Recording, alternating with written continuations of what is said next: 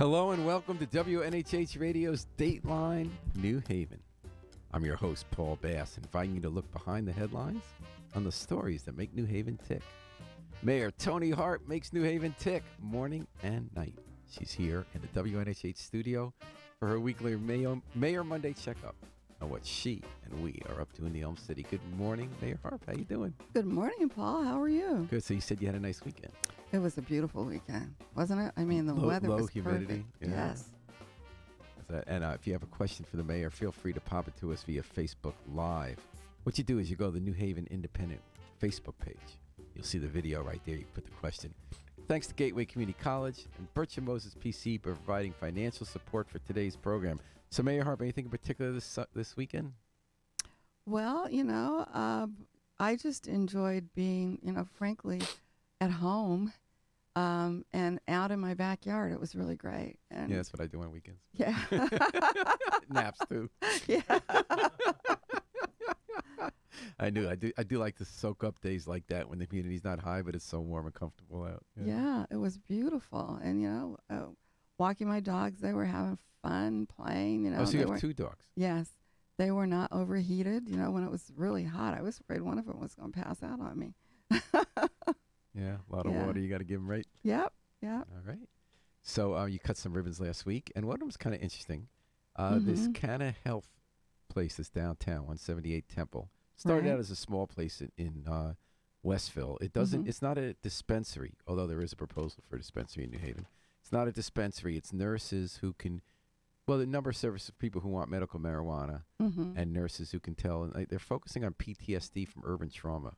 Our reporter met a guy there who had watched someone get shot right next to him when he was 10 or 12, and then he was involved in gangs, and he got out of life, but it affected him forever, and he got prescribed medical marijuana. You were there, right?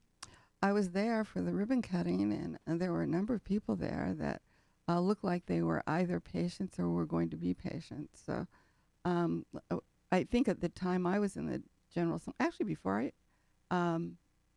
I became a state senator, Connecticut had one of the first medical marijuana laws on the books.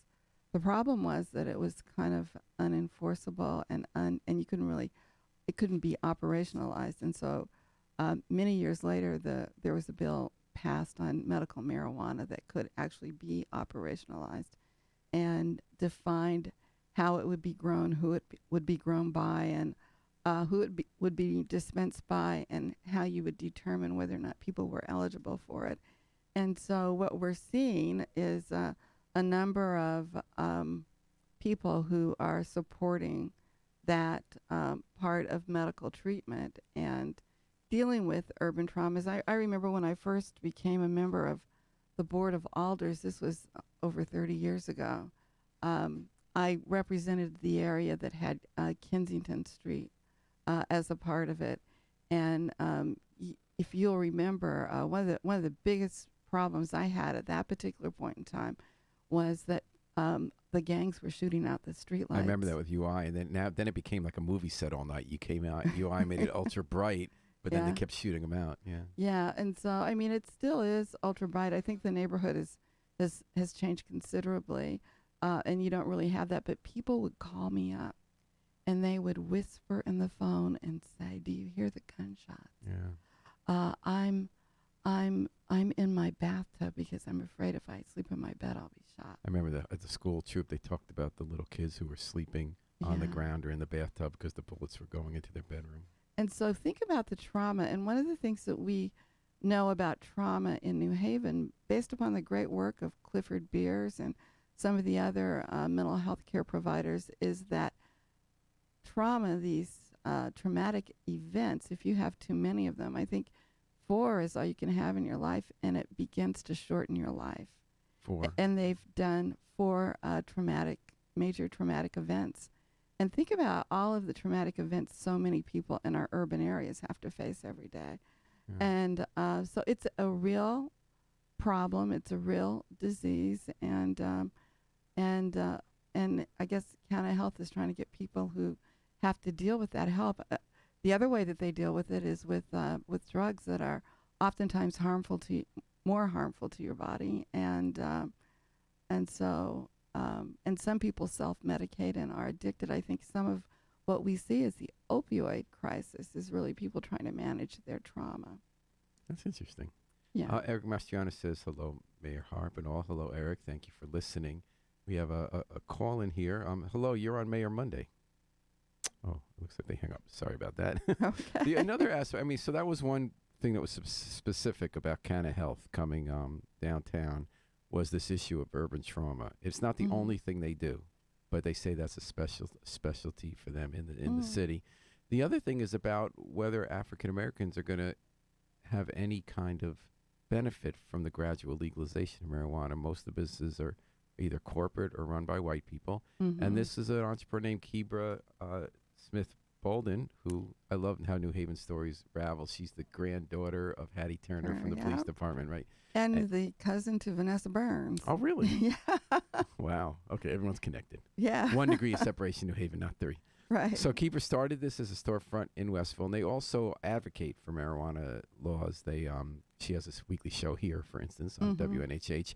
So I guess she was kind of portraying this as an African-American business success story. Well, it apparently is, and I think it's the first of its kind in New Haven. In which way? In terms of, in terms of getting you the prescriptions written. And they're on Temple Street there. Right. Between Elm and, between Chapel and Crown. You know, it's funny. I went to Denver for a transportation meeting about 2.5 months ago. And everybody there is high because marijuana is legal. Well, you don't smell it on the streets. Really? Because I do in New Haven. Yeah, I know. That's what I was going to say, but you do in New Haven. That's an odd thing. I feel like it's part of the air. Sometimes when I'm walking into work and I'm getting near Kensington Street over there, I look around, there are no people, but there's marijuana in the air. It's pretty funny. But it has really done so much, oddly, for the overall economic development in Denver. I mean, it's just booming. I was there maybe 2 or 3 years ago, and you know, if it was a nice city, but it wasn't booming, you just see those cranes everywhere, which is what you can really tell when a place is booming is when you see the cranes. And you think that's tied into the marijuana legalization? Well, that's what the people there think. Really? Yeah. Wow. Yes. Oh, that's kind of interesting because we need some money here. But everyone always says that the line you're hearing from everyone in politics is we're not doing this for the money. And by the way, it'll bring in $500 million in a year. Just in case you were interested. You know, I wonder with medical marijuana because I think it's pretty established that there are legitimate uses for medical marijuana, and this urban trauma is clearly one. And if you have pain when you have cancer, to help manage that, and it's much better for you than some of the other kind of pharmaceuticals people go on for the same needs. It does seem like a lot of people get marijuana prescriptions, whether or not they're clinically needing it. I just wonder whether it's necessary and if we should just legalize marijuana. Well, you know, one of the things I've always felt that we should legalize it. It's less addicting than alcohol or cigarettes. They're legal. And if it's legal, then you can absolutely control it. You know, we still hear about people overdosing on this artificial marijuana, this K2 stuff. Last week on July 4th, what was it, 12 people OD'd on K2 on the green. And if you could get real marijuana that is organically grown, I don't know, wouldn't that be much better than doing some sort of imitation that can kill you? I mean, I don't know. No, I hear you, Mayor Rob. I'm actually in your camp on that one. So this week we're doing something kind of interesting on the green. The Painting for Peace. 30 teenagers from the U.S., Palestinian areas, and Israel are coming together to do a 48-foot billboard welcoming refugees. And I saw that you're going to participate in that. So you're going to help make the billboard? Or? Well, I'm not going to help make the billboard, but I am supporting it.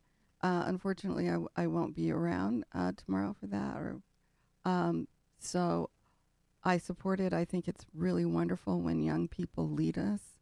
And, you know, one of the things that they're really trying to let people know is that we're just one people. We're one human race. And so you have people of all faiths really brought together by the Israeli young people and Palestinian young people, and as well Christians. And we'll have representation there. Andy Wolf will be there.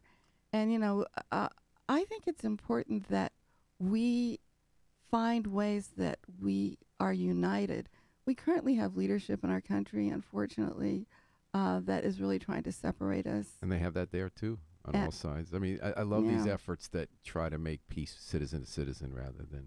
I think it's really important because you know what? Leaders wouldn't do it if they didn't think there were people out there who supported this division. So somebody's got to help people see that we're all stronger if we work together and pull in the same direction. Well, we're working together and pulling in the same direction here on Mayor Monday. WNHH-FM, your home for community radio, 103.5 FM, live stream at newhavenpenn.org. Hey, we have a phone call.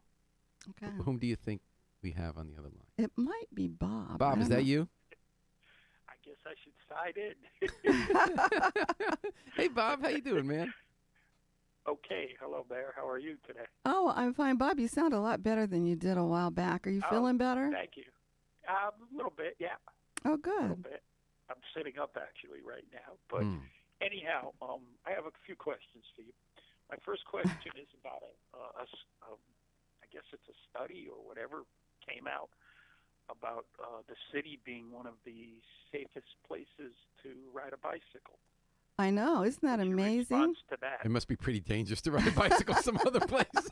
Just saying for Well, it is, and we're- actually. I What think about we're- New York City, Paul? You're right. Don't you think that's dangerous? It or even is. Boston? I would never do it there. And we're number 10 in the nation, which is really amazing. And I know Doug Hosleyden is very proud of that, as am I, and also the bicycle enthusiasts who really have worked very hard to make sure that our city takes their needs into serious consideration. So I'm really proud of the fact that we're number 10 in the nation, and I believe the only city on this side of the Mississippi. And it's not just safety. I mean, we've had propelled by that citizens movement you're talking about, beginning in the aughts, the early 2000s. Our city has made a point of building up its bicycling infrastructure and, promoting bicycling, changing state law so that we could have two-way cycle tracks. It doesn't happen by accident. Exactly. And the other thing is making sure that bicycles are accessible to everyone. I remember that group, and I'm forgetting, of course, their name, but they brought bicycles to Lincoln Bassett School, made sure that kids got access. Is that the Bike Month people? Yeah, I think it Caroline is. Smith, Yeah. And so it's Nadine amazing Herring. what they do to extend that transportation, that mode of transportation to everyone. And so we should be grateful to them. I think as it's really it's more environmentally friendly. It is cheaper in the long run, and it's good for your health. I mean, there's just so many things that are great about bicycling. All right, Bob, you got anything else? Yes, I do. Mayor, just in the news recently, there's supposed to be some development going on Long Wharf. And I'm wondering if there's going to be any where the Coliseum used to be. Well, we're still hopeful that we will be doing some development on the Coliseum site. The development hasn't really started yet on Long Wharf. It's gone through a planning phase, and so that is something that we'll be working toward doing, at least implementing, most if not all of that plan. And we continue to work with the developers who, by the way, got a 14-year deal from the previous administration and have been kind of thinking about their next step. So, Bob, I think so. The Long Wharf deal is the city brought in people who designed a big development in Washington, and they've been meeting with neighbors in Long Wharf and recently unveiled sort of the latest stage of how they're looking into dividing Long Wharf into 5 districts with 5 themes by the waterfront. And the Live, Work, Learn, Play is the developer who was given the land or the rights to get the land downtown to build the Coliseum project. It's now several years beyond the point at which they were supposed to have gotten started. And they, as Mayor Harp said, there was, although it's debated what the exact timeline is, how you interpret it, they were giving something like 12 to 14 years before they had to produce anything. Proving the next step. Now, my guess is you're not allowed to say what that really means. I mean, from what I'm hearing, they're looking to unload the property. Is that what you're hearing, or get a partner? Well, I know that from what I hear, they have been seeking financial support to do the project. Someone that they would prefer to be this, and the deal they would prefer, that hasn't happened yet. We're beginning to start have some serious concerns about it. So it's something that we're going to take a look at, have some real serious discussions with them around whether or not, in fact, this is something they still want to do. And Bob, did you have any other questions? I just have a couple of comments. And one concerns the Board of Ed. The other concerns, I guess, taxes. I'd like to say you sound a little bit better today, too, Mayor, because it sounds like last week the layoff notices. Oh, yeah. Mm-hmm. For some did get rescinded. Am I correct? Well, they weren't really layoff notices. It was.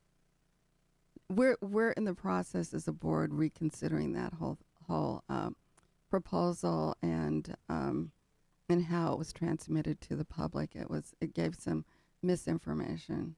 In other words, there are 1,100 plus So did part-timers. anybody from the Board of Ed get a notice? Oh, sure. A lot of people got notices. Well, Bob, I think you're referring to 1,100 notices that part-timers got and special fund people that said your position is slated for a layoff. You might be able to reapply for redesigned positions. It turned out 300 and change hadn't worked for the Board of Ed for a year to 5 years, and the debate last week was how that notification was done and whether people got confused as a result. Is that fair? That's fair. Are these people safe or what? Well, I think that what we're going to be taking a look at is the jobs that they're doing, whether or not I think the new superintendent would like to have more, would like to look at the job descriptions to make sure that they all relate to what people are actually doing. And so they're going to be spending a month doing that. These people would be rehired every September, no matter what. So they're always laid off and rehired. Yeah. And so that process will continue, and you will hear more from us in the future. We're trying to understand the way in which the job descriptions need to be more consistent with one another. And so as we sort of work through all of these things, what I want to say to people is, don't worry, we will be hiring most of you back. All right, Bob. Okay. And will there be any other layoffs in any other city departments? City departments, I don't foresee any layoffs in the city of New Haven's side of the work. On the Board of Education, depending upon the number that we ultimately come up with in terms of a shortfall that they're projecting, there may be a layoff there. Well, Bob, you're talking. There's a $20 million projected deficit for the Board of Ed that you're trying to close, right? That we have to come to terms on the number. Okay, so but it sounds like people are going to get laid off. I'm kind of getting around this veto tax increase, if you understand what I mean. What do you mean? Well, what I'm trying to say is the Board of Alders, what did they do? Veto the tax increase? No, they didn't veto the tax increase. They vetoed. Okay. They overrode a veto that had to do with if new money comes in, whether that should be used to reduce the tax increase, which means if some money drops from the sky and it's not committed to other uses like a state grant for roads or education, then theoretically it might be used to make the 11% increase into a 10.89% increase. And so the mayor vetoed that and it was overridden. A little bit better now. I hope you feel even better next week. Somebody lose their job. I think people are going to lose their jobs. I'm just guessing on my end. And the Board of Ed people, I don't know who, and it was too early to tell people what, but that's just my prediction. There may be some job losses. If the $20 million figure is the accurate figure, then absolutely there's no way we can do it without that. But we need to have accurate figures. But when we talked, I thought last year, Mayor, you had said there wouldn't be layoffs, and you also said there wouldn't be. Well, that was before we had a state budget that didn't come in until October, and that we got hit altogether. When you look at the hit that we got from the state, both Board of Ed side and the city side, it was $9.6 million. That's over $1.5 million. And if all things had remained constant, then we probably could have worked through it, and we'd had enough time. But all things did not remain constant, and so that was my goal, that was my hope.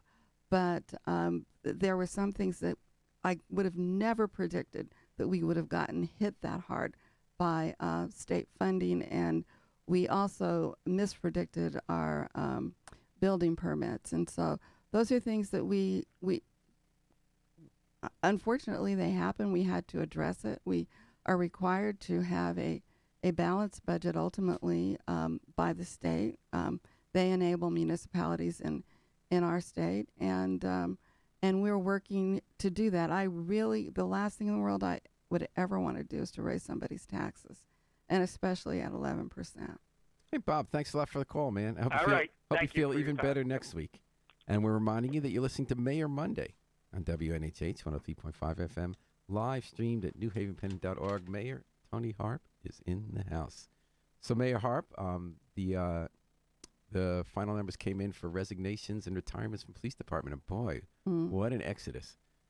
34 resigned or retired so far this year, on top of 31 last year. We're down to 389 cops. We're budgeted for 495. And this is tied into the big dilemma the city has, which is that, I talked to one person on your side of the street who said, how could you not, if you had kids, how could you not have retired if you could? Because an arbitrator's probably, but they haven't had a contract for years, it's gone to arbitration, and arbitrator's probably going to rule that they're going to lift the cap for now. If you retire, the most you would ever pay for your whole life in medical benefits is $525 a month, even if you have a whole big family. That's Right. almost surely going to be out the window, so how could you not retire? And the other dilemma is rookies are just, people have been here just a couple of years. If they're good cops, Hamden or Milford, poach them and pay them $30,000 more. We don't have the money to pay what the suburbs pay. Although it's funny, Hamden's in worse financial condition than New Haven. But And that's their taxes are higher than ours. Yeah. Too, by the way. So we don't. And anyways, we feel we're not going to raise taxes to pay cops more. We don't want cops to leave. We don't want to pay them less than everybody else. We don't have the money to pay them as much as everybody else. What do we do? Yeah, well, one of the things that we have to do is that we have to keep our classes going. So we're going to be probably in the fall, we will open up for police officers again. People can apply. And we will have this class that will hopefully seat by the end of this month, beginning of August. And then we'll seat another class at the end of the year. Then we'll have to seat another. So we'll have classes going all of the time. So, because obviously another argument which you and Chief Campbell, and I think most people don't agree with in New Haven, is that you could have fewer cops, pay them some more, and save some money. You're saying community policing is based on having the cop on the street. Well, we believe that it's important for the community to have a relationship with the police. And if they're in cars, it's hard to do. And when you are down so many police officers, it's hard to have them on the streets as well. So that, a lot of neighborhoods are complaining that they're not seeing as many people walk the beats, and that's because we're down officers. And so I was hoping that we could come to an amiable agreement on the contract, because my guess is that given the city's financial condition, that the police union is not going into this arbitration with the strongest position. Right, and I think they recognize that, especially on I don't think there are many illusions about that $525 benefit staying the way Well, it is. I don't either. But one of the things that hopefully, if anybody else is considering retiring, what we won't do is that we won't look back for that. So that as long as they, until they settle, that we will move forward from that period if, in fact, they lose that benefit. We're not going to look back and say, well, we're going to look back a whole year or something, and you're going to owe dollars. We're not going to do that. So it's from the moment it gets struck. Right. Bud Mensch writes in, hello, NHI and Mayor Tony Harp. Hello, Bud Mensch. Thanks for writing. Hey, Bud. Mace Andujar, and I'm very sorry if I mispronounced your name. She says you also asked for a raise, Mayor Harp. This says something about thinking of running with the mayor of Bridgeport for governor. I don't believe that you did ever give I any never signals. did, I don't know no. what that's about. And you've endorsed the other candidate for Yeah, governor. I Okay, know. so Mace, So that was some a little people misinformed. misunderstand things. But you say she also asked for a raise, so she feels bad that you got a raise at the same time as we have financial. I asked for a raise. There's only one time that I can ask for a raise, and that is right after an election. I can't really ask for a raise. I didn't ask for a raise in this year, but I had to ask for one back then. We weren't really certain things would end up the way that they have. So, Your other argument was that you got a pay by cut. the way, Yeah. by the way, I got a raise. I've worked here for almost 5 years. I got a raise of 1%. So, And when you don't get a raise, you get a pay cut. yeah, well, you do. And I mean, if you get a 1% raise, you've gotten a pay cut over 4 years. So, people should be happy. And Macy asked whether management in police might be an issue, that people are officers are writing incorrect reports. So her argument is to change management. And there were some issues. We did we opened up on Friday. We asked people if we could have a budget discussion about our estimated, at least by Financial Review Accountability Commission, that we have a $30 million structural deficit, meaning we have to find ways to permanently change government to either have another $30 million coming in or cut costs or both. And one of the things we asked people to talk about it without insulting people or talking about what certain people have done or not in office, but what we can do or not do in government and how. And one idea was that we don't need as many assistant chiefs or as many lieutenants and sergeants. Now, every cut you make, you're giving up something. Yeah. So we haven't filled so that wouldn't mean laying off anyone. It's like when people leave, or we haven't filled a lot of those positions. But some people, like Chief Campbell has said, that we have a very young department, and when we have mistakes in how we deal with the public, it often is because they need more oversight and more supervision. So that's what would be lost.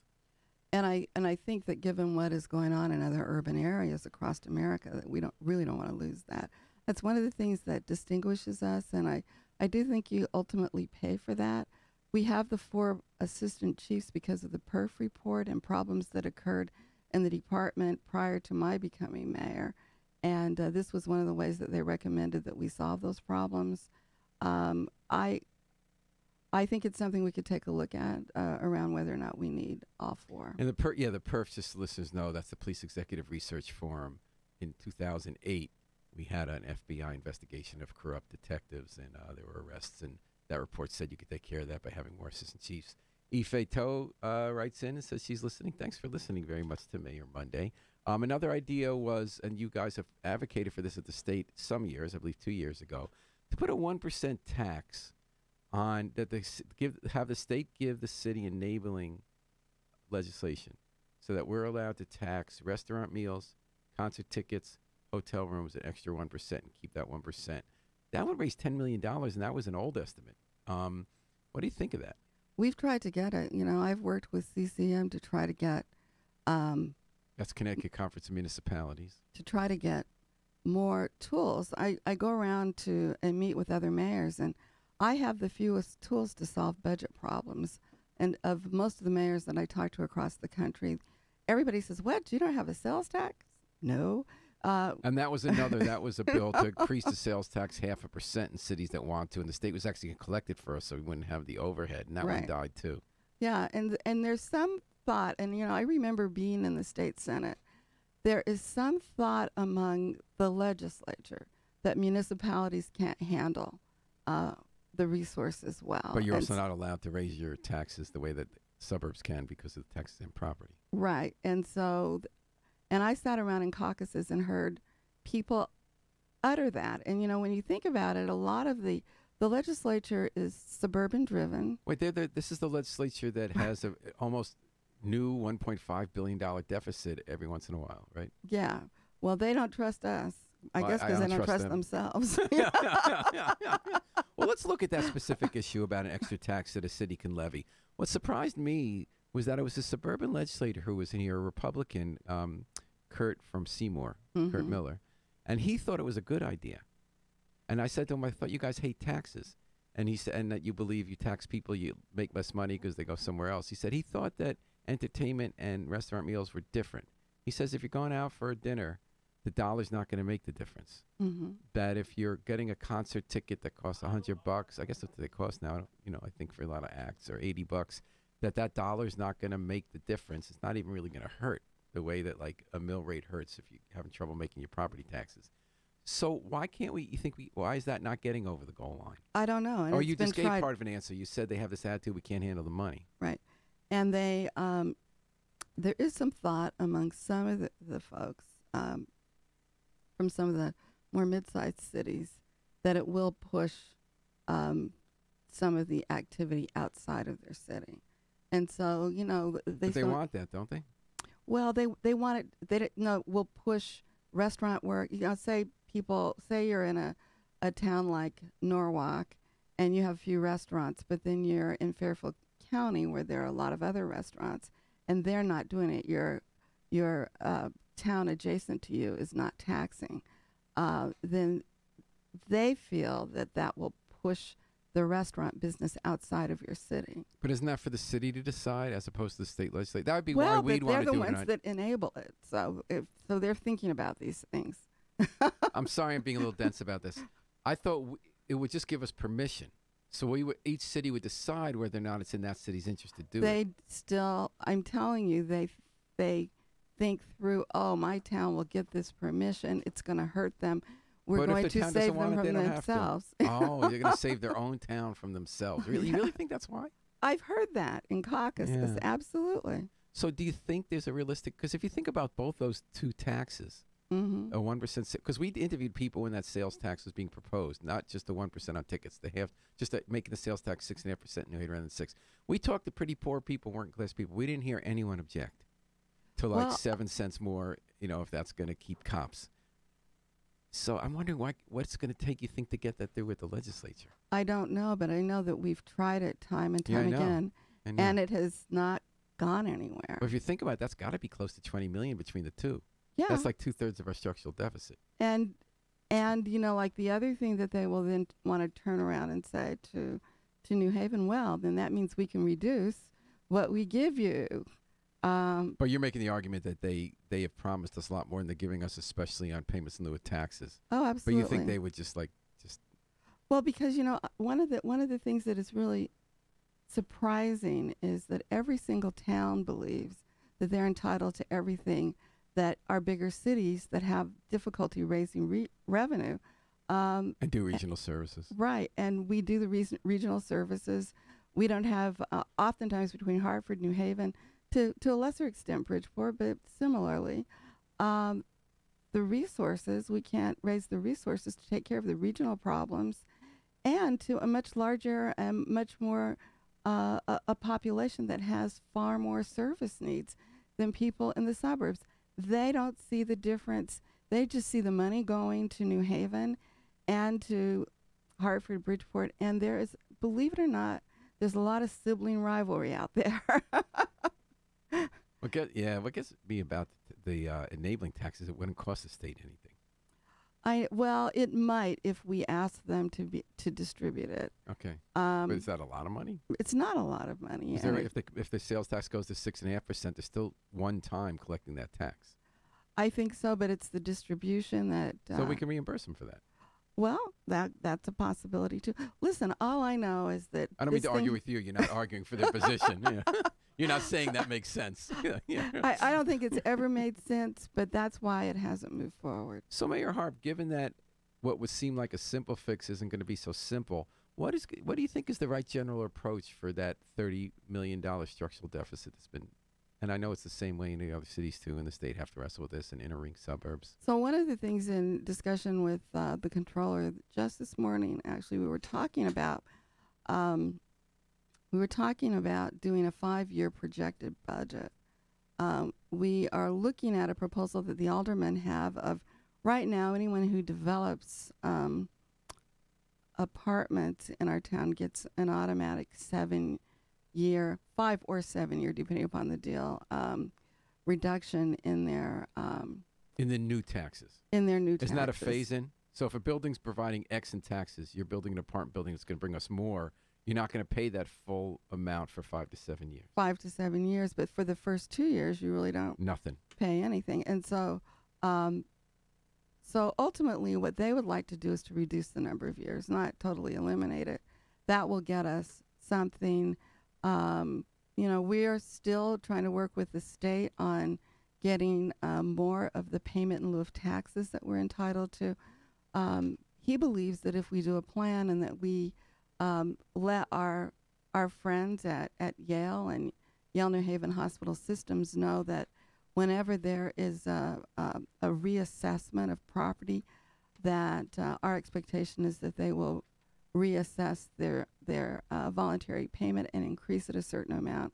And so our 5-year plan will have all of that in, so it's not a surprise to anybody. So they don't pay on their property? Like Yale doesn't pay for mammogram machine or something like that? They don't pay on personal property, no. So you're saying you're asking them to up their voluntary contribution to match what sort of, or to just recognize that they're not having a rise in their personal property. Right. That's So we're looking at doing that. Look, we're going to still be working to really push home that there ought to be a way that the state is compelled to give us our payment in lieu of taxes. And so we're thinking about how we can do that. That will help. And I'll work with CCM and the other towns to try to get more resources from different types of revenue generating mechanisms. Right now, I think that's all we can do. I noticed that 44 towns, there's an article in Connecticut News Junkie this morning, in 44 towns, the assessors have been fighting with their nonprofits on this very issue of personal property tax. Mm-hmm. They're scrutinizing it more, whether it really fits the nonprofit mission, and that nonprofits are upset. It seems like maybe what you're asking Yale and New Haven to do is not to have an adversarial take on this. Like, you won't go in and try to look at whether every machine has to do with the nonprofit mission, but rather maybe have some kind of deal to just recognize the some kind of voluntary formula. And another thing that was brought to our attention that we can look at, the hospital pays a hospital tax. Maybe for those cities that have hospitals in them, like New Haven, a portion of that tax should come immediately back to the city. Oh, instead of to the state. Yeah. Okay, so we're still looking to the state, and not having them reduce the money they already give to match whatever new ways we can find. And unfortunately, we are a creature of the state, and so we're dependent upon the state, unfortunately, and especially a city like ours. We're 18.7 square miles. Yes, we are. We still are every week. 54% of which is tax exempt. Although with this humidity, it might be 18.6 next week. Yeah. And you're listening to Mayor Harp on Mayor Monday and WNHH 103.5 FM, live streamed at newhavenpennant.org. So One City is underway.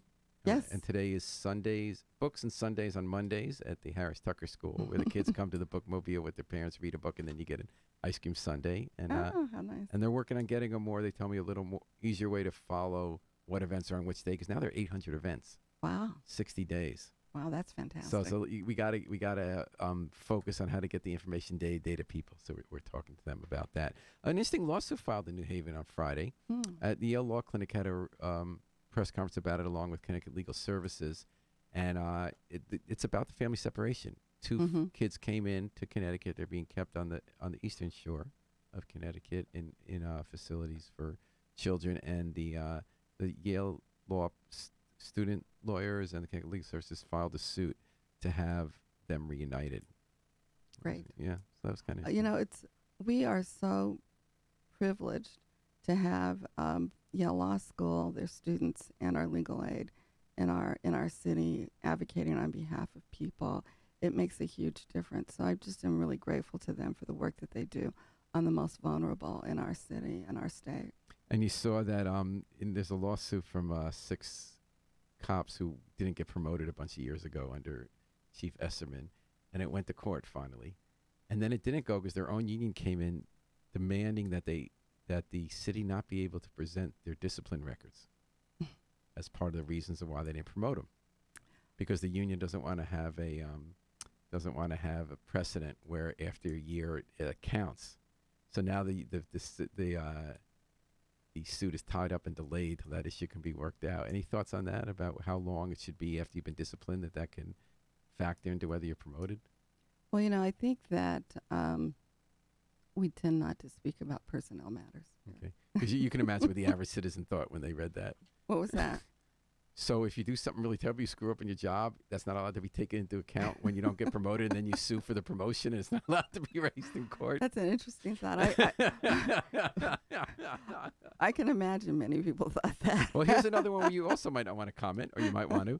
Pat Dillon, who's been a state rep since was first elected in 1984. Mm-hmm. She rarely gets challenged. She was getting challenged by Deborah Keene, who's an alder, and he decided not to at the last minute after getting that whole thing together. He says he's going to give her 2 years to shape up. Any thoughts on that? Well, I've served with Pat for 21 years, and I've got to say she's one of the most effective state representatives in Hartford, so that her loss would be really felt by the city. So I thank Daryl Brackeen for having reconsidered We have a that. debate in New Haven again at the Schubert on governor candidates this week, but this time it's Democratic candidates. Oh, okay. So they probably won't be bashing you for being running a sanctuary city this time. Any never thoughts know. on how that's going and the lieutenant governor primary? You know, Separate from, I know you're for Ned Lamont, you're for Eva Bermudez Zimmerman. you know, I think that they're both out there working really hard. You know, I've seen Ned Lamont in our city several times, and I understand that Bridgeport Mayor was at our fireworks. So. Oh, really? Yeah. Oh, and we missed that one. Yeah. So New Haven is really a player in all of this. So They sure it are. should Are you going to very be at the interesting. debate Tuesday night? No, I won't be here. Are you out of town? Yes. Where are you headed? I'm going to the Kauffman Foundation in Kansas City. What's that?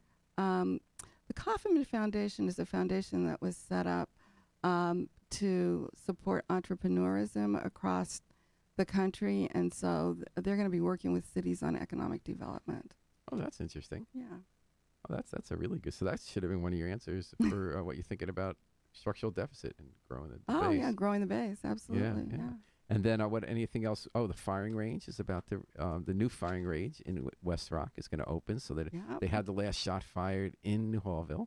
Isn't that great? I mean, people are so excited, and you know, both communities, the New Hallville community and the Beaver Hill community, worked so hard and tirelessly on this to get that moved, and I just want to commend them for their public activism, and I want to commend a lot of the at least initial work was done by our Public Works Department. Oh, okay. And then tirelessly, Giovanni Zen, our city engineer, went around to find the quietest materials to build with for this indoor shooting range. And he told me about a week and a half ago that it sounds pretty good from the outside. So I wonder who was in can't there really hear firing. I was wondering who was firing the guns inside when Giovanni was standing outside, and if he was making sure the door was closed. And what about the boathouse? When's that opening up? Oh, well, that's opening up too towards the end of this month. Gorgeous, beautiful place. Mhm. And people will be able to certainly store their boats there, rent some rowboats there, and get lessons there. But as well, it's gorgeous and beautiful, and you can rent it out. I think it sits almost 150 people, and Oh, I didn't know that. oh yeah, and it's just gorgeous. So I believe that people are really going to love having this amenity in our city. All right, so going to Kansas City, here you come. Here I come. So I hope it's a good trip for you. I hope they have AC in the airport working well. I hope so. I hope the planes, you know, honestly. You've noticed that a lot of planes have not been able to fly because it's been too hot. Oh, I didn't know that. Oh, yeah. And for those who don't believe in global warming, you might not be able to fly I think if it's you're just a going few somewhere. people in Washington who happen to make all the policies who don't believe in global warming. Well, they need to ask our airlines. They've downed planes because it's been too hot. I didn't know that. Okay, well, Yeah. May Harp, thanks so much for coming in for your weekly checkup. All right. It's Mayor great Monday. to be here. And thanks everyone for listening. Thanks for your comments. We're going to thank Gateway Community College and Bertram Moses PC for providing financial support. And we're going to take it out with the Afro-Semitic Experience, performing I Wish I Knew How It Would Feel to Be Free from the group CD, A Plea for Peace. Now, we know what it's like to be free. We got to remember, book our flight as long as it's not down for the heat. Book your flight with us all day and all night long here at WNHH, New Haven's home for community radio.